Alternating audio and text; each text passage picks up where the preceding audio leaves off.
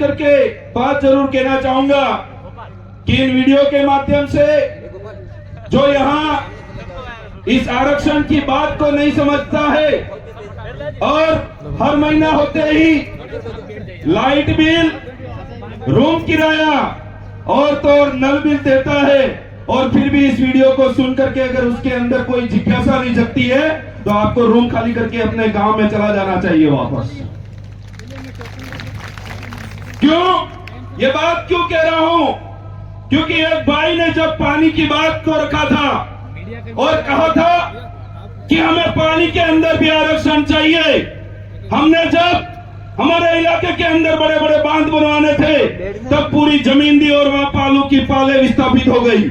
वो जमीन हमारे बाप दादाओं की थी और वो पानी हमको दिए बिना, हमारा जितना हक है वो दिए बिना और ला करके उदयपुर वालों को पिलाया जा रहा है। और हमारे जो उधर के जो भाई यहाँ उदयपुर के अंदर प्रवासी बन करके रहते हैं वो एक एक महीने का नल बिल देते हैं, पानी का बिल दे रहे हैं।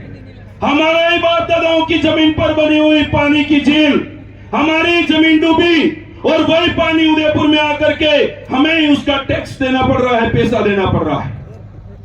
हम किस दिशा में हमारा काम कर रहे हैं?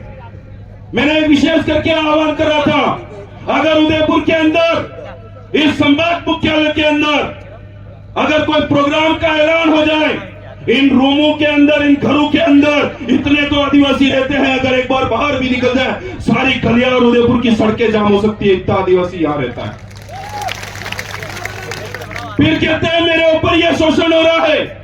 2013-12 के अंदर मैं आपको बात बताता हूं, उस समय जब रूम रेंट लेने जाते थे, टू लेट जहां लिखा हुआ होता था पूछते थे और मकान मालिक बाहर निकल करके बोलता कि कौन हो भाई। अगर वो व्यक्ति गलती से आदिवासी और भील और मीना बोल देता, उसको कहता कि रूम नहीं है, खाली बुक हो चुका है। ये ऐसे हालत थे 2010 से पहले लगभग उसके बाद तक। इस आदिवासी परिवार की विचारधारा की बदौलत आज इस इलाके के अंदर इतने युवाओं के अंदर जागरूकता आई है, इन लोगों के ऊपर प्रेशर हुआ है और आज भी बहुत सारा ऐसा षड्यंत्र के साजिशों में रचे जा रहे लोग हैं।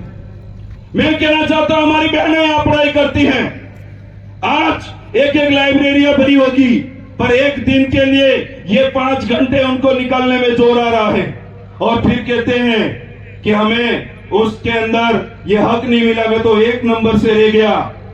अरे भाई, अगर भीड़ जहां दिखानी होती वहां दिखा दी होती तो 2 नंबर भी और 5 नंबर भी कम होते, तो ये गूंगी बेरी जो सरकार है उनको हिल करके देना पड़ता और हम नौकरी भी लग गए होते।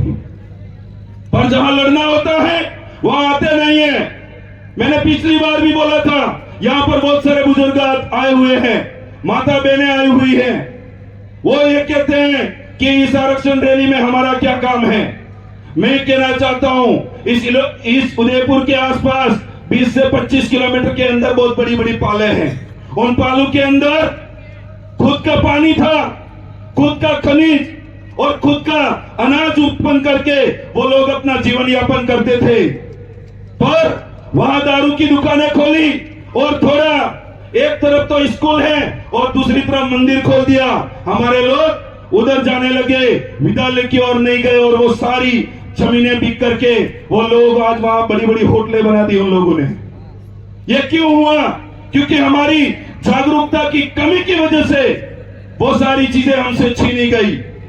और उसके बाद जो आज पालवी इलाका था, प्रशासन के भाई खड़े, मैं कहना चाहता हूं विशेष करके इस होली के अंदर मेवाड़ क्षेत्र के अंदर ऐसी कोई चीजें हुई थी, उस बात को बेरुपी अपनाने के लिए और हमारे यहाँ का नालायक सांसद बार बार बकवास करके अपनी आईडी पर लिखते जा रहा था। मुझे बहुत दुख होता है, डोंगरपुर बांसवाड़ा के सांसद बोलने जब टेबल फट जाए वैसे वहां आवाज उठाते हैं और हमारे यहाँ के सांसद लुंगी उठा के किसकी वहां हड्डियां चाट रहे वही खबर नहीं पड़ रही है आज तक। आपके हो सकते हैं सदस्य, हमारे लिए बहुत गंदी बात है और आने वाले समय के अंदर भाइयों तैयार हो जाओ कि वो खुद को हिंदू बताता है और सर्टिफिकेट में कहता है मैं तो हिंदू हूं नहीं। और थोड़ा थोड़ा पता चला है वो तो गोत्र से कटारा भी है। भाई साहब वोट लेने आए, सबसे पहले दलाल माता वहां दर्शन किए। मैं तो इसी फले का हूं, मैं तो हड्डियां ढूंढ रहा था किस शमशान में कहां गाड़ी है इसकी हड्डियां पुरखों की, कि कहां का है नस्ल है। जबरदस्ती के ऐसे ऐसे बरगलाने वाली चीजें करते हैं। एक रठौड़ा के अंदर एक आदमी जिसकी 2 बीघा ही मात्र जमीन थी, उसके अलावा कोई भी चीज नहीं थी उसके पास, दूसरे लोगों ने षड्यंत्र करके ये दूसरी पार्टी का कार्यकर्ता ये करके उसकी जमीन को उन्होंने हड़प दिया।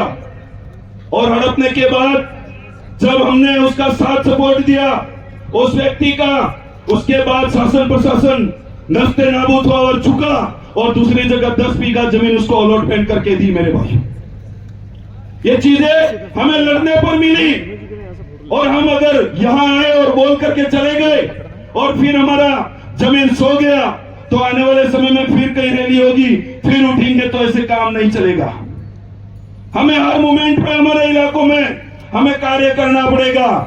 एक साथी भाई पानी की बात बता रहे थे, 2019 के अंदर अगर वो पानी नहीं रोका होता तो पहाड़ पे आज जो पाइपलाइन डाल करके पानी बड़ी बड़ी पालों में पिलाया जा रहा है वो आज तक पानी नहीं मिलता मेरे भाई। इसलिए वक्तागण बहुत सारे हैं, मैं अपनी बात को यही विराम देते हुए एक बात जरूर कहना चाहूंगा। प्रोग्राम के बाद यहां से ज्ञापन देने की ओर जाएंगे तो सारे जो वॉलेंटियर हैं और आयोजन समिति है उनकी बात को हमारा खुद का प्रोग्राम है ये करके हमको मानना पड़ेगा। आप सभी ने मेरी बात को सुना, धन्यवाद, आभार, जय जवाहर, जय संविधान, जय भारत।